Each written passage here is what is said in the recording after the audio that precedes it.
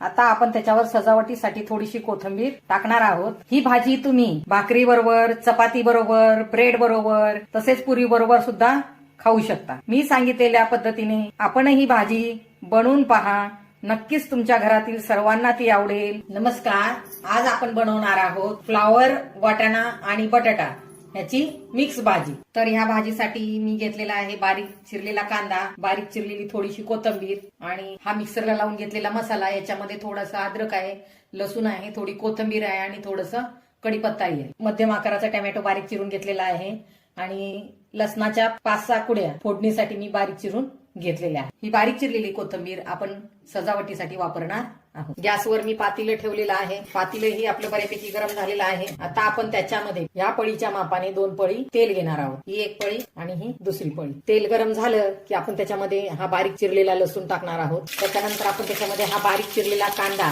आपण ह्याच्यामध्ये टाकणार आहोत। कांदा आपल्याला परतून घ्यायचा आहे। आपल्या चवीनुसार आपण त्याच्यामध्ये मीठही टाकणार आहोत। कांदा परतून होत आला की आपण त्याच्यामध्ये अद्रक, लसूण, कढीपत्ता आणि कोथिंबीर याची ही पेस्ट टाकणार आहोत।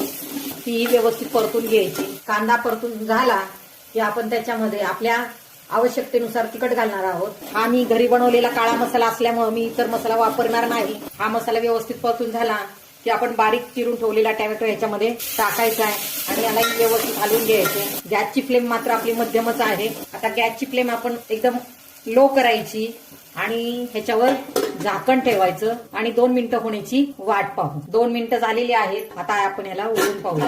त्याला एकदा व्यवस्थित हलवून घ्यायचं आणि त्यानंतर त्याच्यामध्ये 2 चमचे बारीक वाटलेलं खोबरं मी त्याच्यामध्ये टाकणार आणि हे व्यवस्थित परतून घेणार। आता पुन्हा परत आपण याला 2 मिनिटांसाठी झाकून ठेवू। 2 मिनिटं झालेली आहेत। मसाल्याला जे आहे तेल बाजूला सुटायला लागलेला आहे, म्हणजे आपला मसाला चांगला तयार झालेला आहे। तर आता आपण ह्याच्यामध्ये या भाज्या टाकणार आहोत। या सर्व भाज्या एकदा व्यवस्थित मिसळून घ्यायच्या। मिसळून झाल्या की आपण त्याला पुन्हा परत मंद आचेवर 5 मिनिटांसाठी झाकून ठेवणार आहोत। या झाकणामध्ये आपण 1 ग्लास पाणी गरम होण्यासाठी ठेवणार आहोत। 5 मिनिटं झालेली आहेत। आता आपण याला उघडून पाहूया। आता आपण ह्याच्यामध्ये हे ताटातलं पाणी पूर्ण टाकणार आहोत। एकदा याला व्यवस्थित हलवून घ्यायचं।